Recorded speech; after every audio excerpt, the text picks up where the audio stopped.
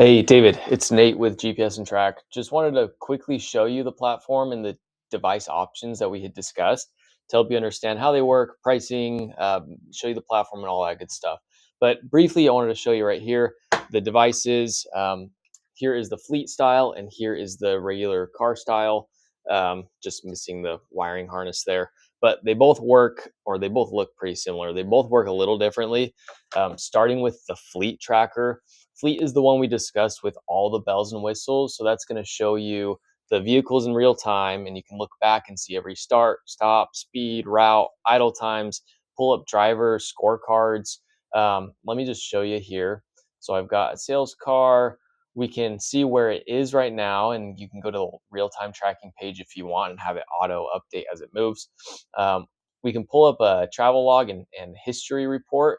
Basically, it's going to show us the device, and let me pull up a date because this one's been uninstalled.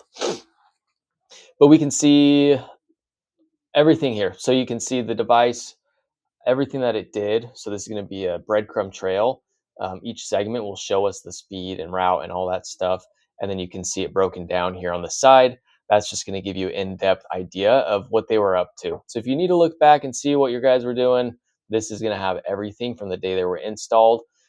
If you don't need all of this breadcrumb history, we have one that is the simpler version, which is just the car tracker. And that has the ability to locate now, and it will update on its own at the beginning and end of each trip. So the difference is, if we were to look at the history, I'll pull up a little different version of it here and look at, let's say, like a week time. You're going to see more of like a bird's eye view, jumping from one point to another, because it's updating at the beginning and the end of each trip when the ignition is turned on and off. So you'll know where they've been. You're not necessarily going to know all the speeds and routes in between.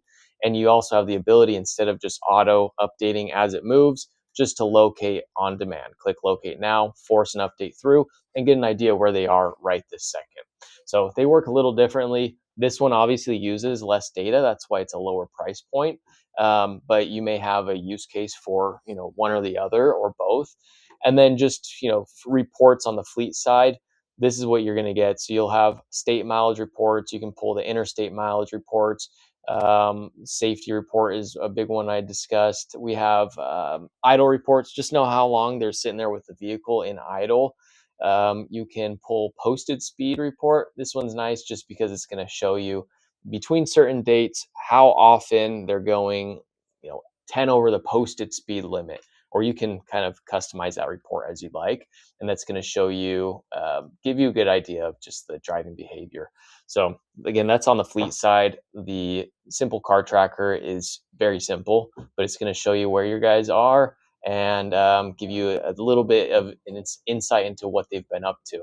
But if there's anything else you need to see on here, let me know. Price wise, the simple car tracker, that one came with 2 years of service included for $119, and then it's $20 a year after that. The fleet level is $235 with 1 year included, then $99 per year after that.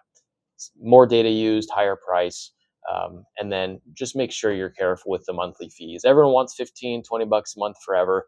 It's going to be over just a couple years, $500-700 plus, just from one tracker. So if you have any other questions, like I said, reach out. My cell is 480-604-5449.